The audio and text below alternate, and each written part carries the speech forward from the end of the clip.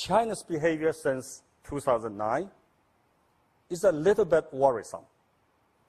It becomes, number one, more and more assertive. Number two, more and more confident, to the extent even become arrogant.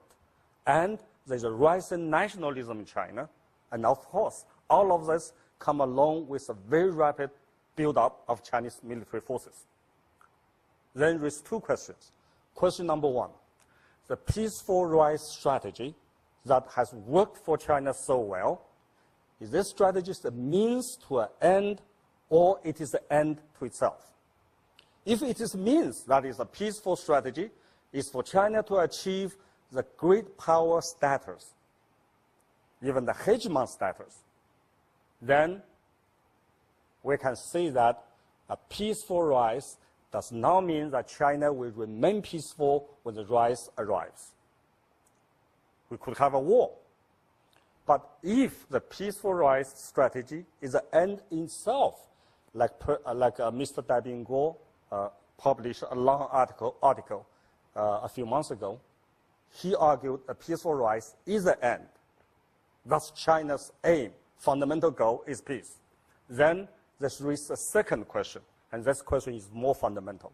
That is China capable of maintaining peace when it becomes a global leader? Conflict interests will be with us forever. And then how we can solve this problem? Two ways. Number one, to fight. We want to try to avoid. Another way is to cut a deal, so we can create a so-called win-win situation. But to do that, that's where the value matters. That's where the political system matters. That's where, just Professor Zheng Yongliang said, culture matters. Because a similar political system provides us with a foundation to follow the same rules of game. That's a question I have to ask, because a major problem between China and the outside world is that China's internal political system is not compatible with the mainstream of the international community. What is Chinese political system? It's a coercive, exclusive, not inclusive, system in which power is highly monopolized at the expenses of participation. Policy making is behind the closed doors. We never know how the policy is produced.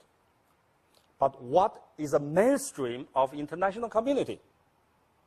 It is an open, pluralistic, and inclusive process in which policy making is transparent, encourage participation, and the power is contained by laws.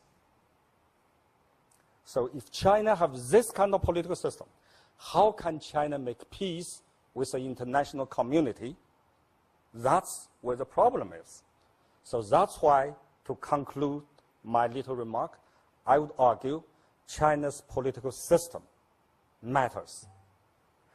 The political reform in China matters. And what is American model or Washington consensus? It champions individual-centered value system. It champions a free trade and market economy. And of course, on top of all of this is a democracy. I believe until China successfully transforms itself into political pluralism, China will remain, a rise in China will remain a serious concern, if not a threat, to the international community. Thank you.